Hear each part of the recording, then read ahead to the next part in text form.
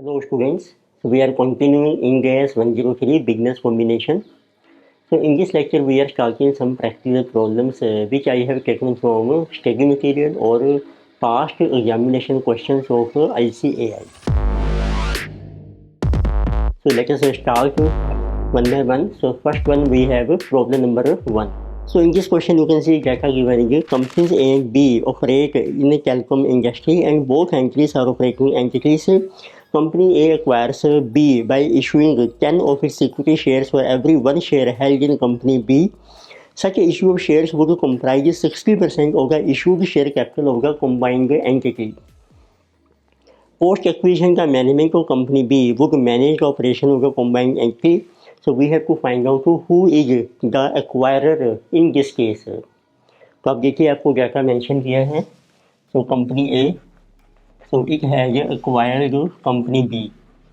So we can say acquires company B. But for this purpose, now company A has issued 10 shares for every one share of B. So for this purpose, company A has issued 10 shares for one share for every one share. So that in our merged entity, which is our company AB. It means when company A acquires company B, so they are merged together, it becomes our company AB. In this company AB, so after issue of shares by company A to B, so shareholders of B, so it is given that, so they get 60% of issued share capital of a combined entity. So B gets 60% of total equity.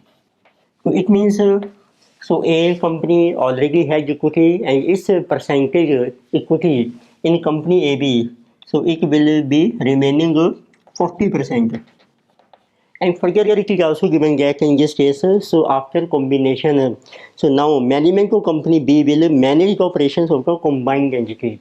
ये जो combined entity है आपकी company AB and this will be managed. It is given that it will be managed by company B. So we have to find out the acquirer. So as per Ind AS 103, we know that acquirer is that company which obtains a controlling interest. So we can say, so as per Ind AS 103, so acquirer, so is that entity so which obtains control. And we know that control is obtained when a company has more than 50% equity. So therefore in this case, B has more than 50% of equity and therefore we can say that B gets control of a combined entity. So through our ownership interest of more than 50%, so B gets control and further it is given that it will be managed by company B. So it means B gets control and management also of combined entity after business combination, or we can say after acquisition.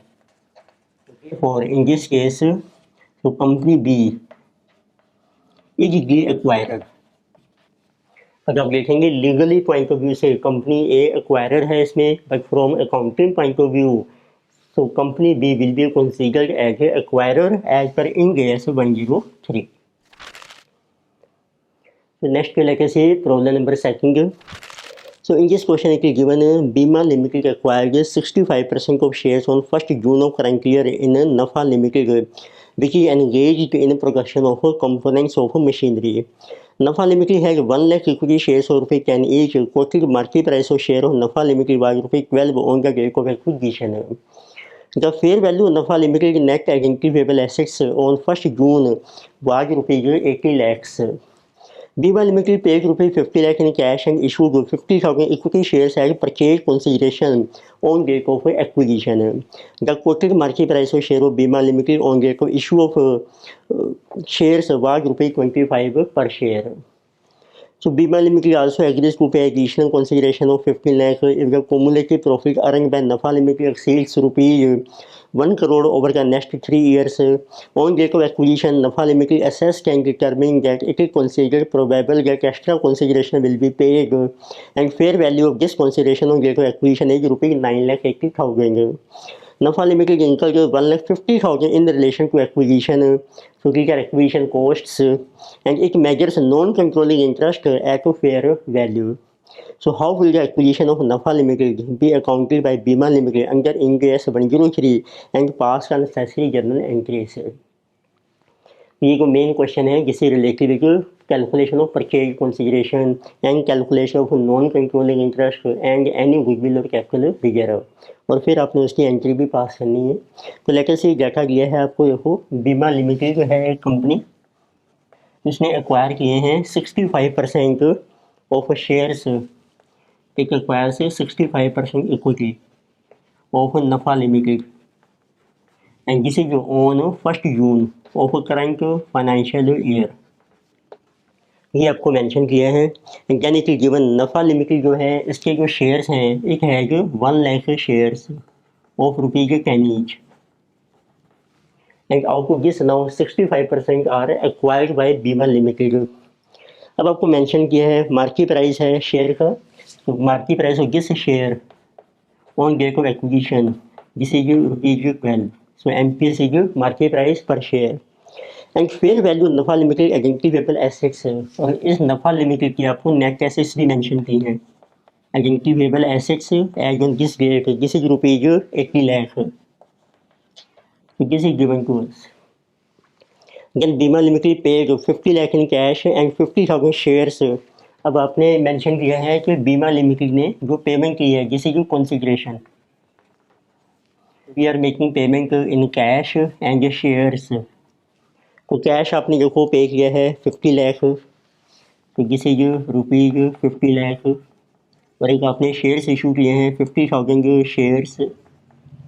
अब इनकी जो market की value है fair value as on this date is ₹25, वो आपको mention की है। And further it is given that Bima limited agrees to pay additional consideration भी आपने पे करना है 15 lakh if cumulative profit earn by Nafa limited exceed 1 crore over the next 3 year. पर ये जो आपने एडिशनल पेमेंट करनी है ये डिपेंड करती है फ्यूचर के प्रॉफिट कंडीशन पे, तो इसको हम कहते हैं कंटिंजेंट कंसीडरेशन। तो इट हैज टू पे कंटिंजेंट कंसीडरेशन, तो इसको भी हम कंसीडर करेंगे on the basis of current fair value, और इसकी जो फेयर वैल्यू आपको दी है जिसे 9,80,000। तो वैसे आपने पेमेंट करनी है 15 लाख की, but as on date of acquisition इससे फेयर वैल्यू 9,80,000, और फिर आपने NCI को मेजर करना है फेयर वैल्यू के बेस पर, and non controlling interest is to be measured at fair value. और नफा लिमिटेड ने अपने कुछ एक्सपेंसेस इनकर किए हैं which are called acquisition expenses, these are paid by this company itself 150, it may be related to sale expenses। तो आपको recognise करनी है जिस ट्रांजेक्शन को पहले जो कैलकुलेट करके हैं हाउ मच कंसीडरेशन, जिसको हम सिंपली कहते हैं परचेज कंसीडरेशन।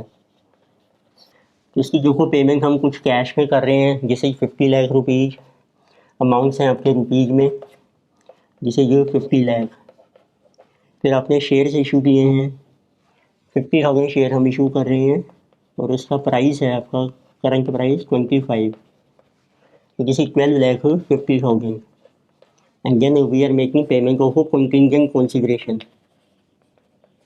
तो ये जो कैश और शेयर्स हैं these are payable at present, और कंटिंजेंट कंसीडरेशन जो आपने फ्यूचर में पे करना है उसकी आपको लेनी है fair value on date of acquisition at fair value, this is given to be 9,80,000। ये आपका टोटल कंसीडरेशन बन जाएगा। तो दिस टोटल इज 62,50,000 प्लस 9,80,000, 72,30,000। अब आप कैलकुलेट कीजिए how much is value of NCI non controlling interest at to fair value. तो अब देखिए आपने बीमा ने एक्वायर किए हैं 65% शेयर, तो नॉन कंट्रोलिंग के पास है 35% शेयर, टोटल शेयर हैं आपके 1 लाख, यू पे इससे 35%, और इनका जो प्राइस है मार्केट में जिस इज ₹12 इंटू 12, तो this is value of NCI 35,000 shares into 12 rupees 4,20,000। अब आप इसकी एंट्री कर सकते हैं जिससे गुडविल और कैपिटल रिजर्व आपका डिटर्मिन हो जाएगा। सो लेके see next journal entries in books of Bima limited. Amounts हैं आपके रुपीज़ में, सो लेकिन सी फर्स्ट एंट्री को नेट एसेट्स आप एक्वायर कर रहे हैं for business combination. So net assets account debited, और उससे अगेंस्ट आपने कंसीडरेशन पे करना है इमीडिएटली एट प्रेजेंट, उसको आप शो कर दीजिए टू कंसीडरेशन पेएबल अकाउंट। और एक आपने कंसीडरेशन पे करना है फ्यूचर में which is contingent consideration to contingent consideration. फिर आपको शो करना है how much value of NCI to non controlling interest. तो आप देखिए टोटल जो आपने कंसीडरेशन कैलकुलेट किया था, जो आपका पेएबल है कैश में प्लस शेयर्स, उसकी वैल्यू है 62,50,000। और जो कंटिंजेंट कंसीडरेशन है तो उसकी वैल्यू है 9,80,000। तो फिर आपने नॉन कंट्रोलिंग इंटरेस्ट की वैल्यू कैलकुलेट की है 4,20,000। जो नेट टेक्निकली पेएबल एसेट्स हैं दी जा रहे हैं 80 लाख से। तो डिफरेंस देखते हैं how much is total of credit side, this is 62.50 plus 9.80 plus 4.20, ये बन रहा है आपका 76,50,000। इट मीन्स इसमें आ रहा है आपको बार्गेन परचेज गेन, ये ट्रांसफ़र हो जाएगा कैपिटल रिजर्व में। तो जैसे मेंशन नहीं किया है कैपिटल रिजर्व, ये भी बार्गेन परचेज गेन के आपको रीजन से क्लियरली एविडेंट होते हैं, फिर को हम उसको अगर कॉम्प्रिहेंसिव इनकम में ट्रांसफ़र करके हैं, अगर वह डायरेक्टली बैलेंस शीट में ट्रांसफ़र हो जाएगा कैपिटल रिजर्व में, जैसे इसमें कुछ मेंशन नहीं किया है। तो this difference is our 3,50,000 is capital reserve. अब आप कीजिए जो कॉन्सिग्रेशन पेएबल है उसकी एंट्री कर रखे हैं कॉन्सिग्रेशन पेएबल अकाउंट डेबिटेड। अब इसके लिए कुछ पेमेंट आप कैश में कर रहे हैं जैसे कि टू बैंक अकाउंट, और कुछ आपने शेयर्स इशू किए हैं, कोई equity share capital account, share की वैल्यू 10, बैलेंस आपका security premium account. You can see consideration payable है ये 62,50,000। पेमेंट आपकी कैश में है जिस इज 50 लाख। शेयर्स इशू किया आपने 50,000 of ₹10, it means 5 lakh is capital, और ये हमने इशू किया है कि 25, सो 15 आपका प्रीमियम बन जाएगा। सो 7,50,000 इज अवर सिक्योरिटी प्रीमियम। तो ये आपकी एंट्रीज हो जाएंगी, और जो एक्विजिशन कॉस्ट हैं which are incurred by acquiree company Nafa limited, तो उसकी एंट्री बीमा कंपनी की बुक्स में नहीं होगी। नेक्स्ट लेकर से प्रॉब्लम नंबर 3, इसमें जैसे आपको मेंशन किया है on 1 January of current financial year M limited acquires 80% of equity interest of P limited in exchange of cash of ₹216 lakhs. The indirectly payable assets acquired are measured at 350 lakhs and the liabilities assumed are measured at ₹50 lakhs. Calculate the gain on bargain purchase of 80% interest if NCI is measured at its fair value. तो आपको mention किया 5 जनवरी है current financial year, M limited ने acquire किया 80% equity interest of P limited. तो given क्या है तो M limited acquires 80% equity of P limited and this is on 1 January and this is given in exchange of cash of ₹216। तो it means इसका जो consideration है उसका अमाउंट है फॉर ₹216 lakhs। तो दिस इज अवर कंसीडरेशन और acquisition of 80% equity interest. And further it is given net assets की जो वैल्यू है वो है 350 ऑफ P लिमिटेड। तो दी जा रहे हैं assets only identity payable assets. Identity payable assets हैं आपकी 350 lakhs रुपीज आपके लैक्स में है, and the liabilities assumed are 50 lakhs and the liabilities are also given. This is 50 lakhs. So it means we get the net identifiable assets of P Limited. This is 300 lakhs. And they are saying that NCI is to be measured at fair value and we have to calculate the bargain purchase gain. तो पहले देखो calculate करते हैं how much is value of NCI non controlling interest eight fair value. अब देखो fair value आपको P के share की मेंशन नहीं की, तो हम इनडायरेक्टली कैलकुलेट कर सकते हैं on the basis of fair value of consideration. तो अब देखिए 80% इक्विटी जो आपने एक्वायर की है उसकी फेयर वैल्यू है आपकी जिसे 216 lakh. So what will be value of 20% equity which is held by outsiders who are called non controlling share holders. उसकी वैल्यू आ जाएगी 216 तो डिवाइडेड बाय 4 जिसे जो 54 लाख। अब आप कैलकुलेट कर सकते हैं। सो वट आर बचेंगे क्या बार्गेन परचेज गेन। तो आप देखिए नेट एसेट्स जो आपने एक्वायर की हैं दी जा रहे हैं रुपीज़ 300, तो रुपीज़ आपके हैं लैक्स में 300 लैक्स। उसके अगेंस्ट देखिए आपने जो कॉन्सिग्रेशन पे किया है, कॉन्सिग्रेशन पेड जिसे जो paid in 216 cash and plus value of NCI। तो नेट एसेट जो आप एक्वायर कर रहे हैं ये डेबिट होंगी कॉन्सिग्रेशन, और जो NCI है वो आपका क्रेडिट होगा। आपका NCI है 54, सो टोटल वैल्यू इज 270। इसमें जो डिफरेंस है वो आपका बार्गेन परचेज गेन आ जाएगा, जिसे जो bargain purchase gain which will be transfer to capital reserve. तो गेटिंग रुपीज 30 लैक्स।